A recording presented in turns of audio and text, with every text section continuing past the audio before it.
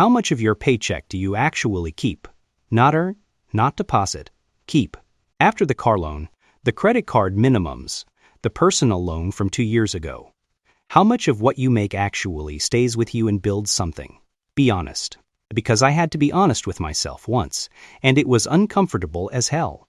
Here is the belief I want to challenge today. The one that sounds totally reasonable. The one most responsible adults genuinely believe. Debt is the enemy. Get out of debt. He did that. Free. That is the goal. I get why people believe this. I believed it, too. And honestly, if you grew up in a house where money was tight, where debt felt like a trap, this makes complete emotional sense. Debt caused stress. Debt caused arguments. Debt meant your family could not get ahead. So the lesson you absorbed, the one that got passed down without anyone questioning it, was simple. Debt is bad, pay it off. Avoid it. I am going to push back on that. Not all of it, but most of it. Because the version of that belief most people carry around is costing them something they cannot afford to lose. Time. Let me show you what I mean. Total U.S. household debt recently hit a record $18.59 trillion. When you hear that number, the gut reaction is obvious. Crisis. Disaster. Debt is destroying people. And for a lot of that debt? Yeah, that is true. High-interest debt acts like a reverse investment, dragging down your net worth faster than savings can build it up. That part is real. But here is what most people miss. While the middle class treats debt like something to escape, wealthy people see it as a leverage tool. The difference comes down to one thing: good debt versus bad debt. Good debt finances investments that generate returns higher than what borrowing costs you, which means you are literally growing your net worth using other people's money. Read that again. Other people's money. That is not a slogan. That is how wealth actually gets built. Most regular people use debt to consume things that depreciate. Cars, clothes, vacations, said Kevin Reed, Chief Revenue Officer at Aquilence. And I want to be honest, I did exactly this. I financed a car that lost value the moment I drove it off the lot. I carry credit card balances on stuff I genuinely cannot remember buying. I was using debt as a survival tool, a way to get things now and pay later. And I wondered why I felt like I was running in place.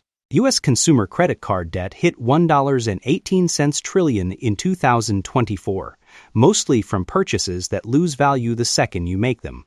Meanwhile, rich people borrow to buy appreciating assets that generate income. Debt is not inherently good or bad. It is financial pressure that works in both directions. That last part, financial pressure that works in both directions. That is the thing nobody actually explains. So let us break this down for real. Because I want you to walk away with a clear path, not vibes, an actual step-by-step picture of how regular people use this correctly. Step 1. Know what kind of debt you have. This is where most people mess up. They lump everything together. The mortgage, the credit card, the car loan, all treated as the enemy, something to attack randomly, something to feel guilty about. But they are not the same, not even close. Here is the simple version. Good debt is anything that helps increase your net worth or generate future income. It usually carries a low interest rate. Under 6% is the general benchmark. Credit card debt above 20% interest? That is one of the most destructive financial forces that exists. Minimum payments let balances compound so fast it is almost hard to believe until you actually look at the numbers. So the first thing you need to do, write it all down. Every debt, the balance, the interest rate, and what you actually got from it. Did you get something that will appreciate or generate income? Or something you already consumed? That list tells you where you actually stand. Most people never do this because it is uncomfortable. Do it anyway. Step 2.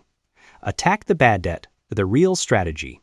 Once you know what you have, the high-interest stuff that is bleeding you out has to go. Aggressively. Not eventually. Now. There are 2 approaches most financial planners recommend. The debt snowball pays off the smallest balances first, while paying minimums on everything else. Once one is on, you move to the next one. The debt avalanche targets the highest interest rate first. Here is the thing most people get wrong about these 2 methods. They argue about which one is mathematically better.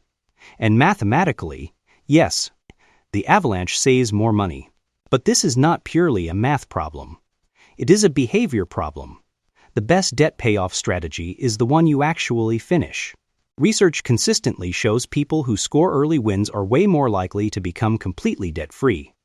Paying off one small balance gives you a win you can feel. That win builds confidence. Confidence builds momentum. So honestly, pick the one you will stick to. Need to see a balance hit zero to feel motivated.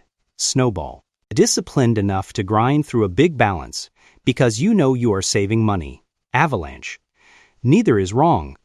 Doing nothing is wrong. A $5,000 balance at 22% interest takes 13 years to pay off with minimum payments. You will pay over $6,000 in interest on that original $5,000. Every dollar going to credit card interest is a dollar not invested anywhere. Let that sit.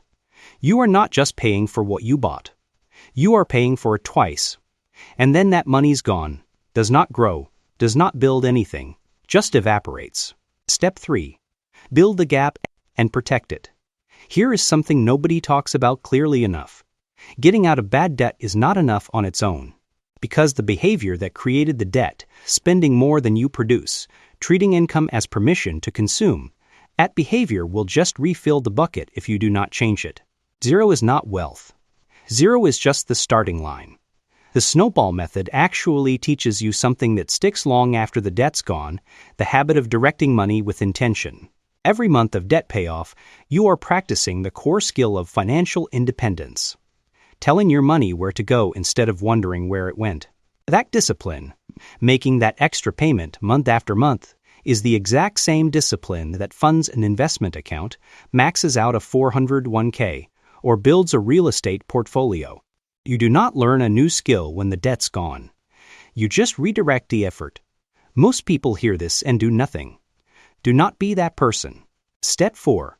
Start using debt the way wealthy people actually use it. I know this sounds strange, spending all this time talking about eliminating debt, and now I am saying use debt strategically. But this is exactly where wealthy people operate. About 1 in 5 wealthy individuals use strategic debt, and among ultra-high net worth individuals, over half of them use it deliberately. They are not voiding debt. They are choosing it for things that grow. Wealthy people understand the math of borrowing at 4% and earning 10 to 15% elsewhere. That spread becomes profit. The debt becomes a scaling tool, not a drain. Over 90% of U.S. millionaires own real estate, and debt is how they scale it. Banks cover up to 80% of the purchase, renters pay the mortgage, and the investor keeps the appreciation. That is leverage working in your favor without burning through your own cash. But I want to be real here. This is not a suggestion to go borrow money the second your credit card's paid off. That would be reckless. The key is not borrowing more. It is understanding when strategic debt supports growth and when it does not. Subsequence matters enormously. Kill the bad debt first. Build your emergency fund. Then, from a place of actual stability, you can start thinking about strategic debt as a tool, not before. Step 5. The net worth mindset. The final shift, and honestly the most important one, is this. Stop measuring your financial health by how much you earn. Start measuring it by how much you own versus how much you owe. Net worth. That is the number, not your salary, not your title, not the car in the driveway. Building wealth is not about avoiding debt altogether. It is about using it intentionally, transparently, and within a real financial plan. The people who get this right are not geniuses. They are not lucky. They just decided at some point to stop letting their debt use them and started figuring out how to use it themselves. And I think the reason most people never make that switch is not intelligence. It is not even access. It is the story they absorbed growing up. That debt is shameful. That being in it means you failed. That the only path forward is to avoid it completely. That story keeps people locked in a reactive relationship with money their entire lives. Here is what actually changes everything. When you understand the difference between debt that bleeds you dry and debt that builds wealth, when you eliminate the first, manage the present, and eventually deploy the second with precision, you stop being a passenger in your own financial life. You become the person making the decisions. That is not a privilege of the wealthy. It is a skill. And like every skill, it starts the moment you decide to learn it. The people who go from drowning in debt to genuinely financially free do not have a different income or a different background. They have a different understanding.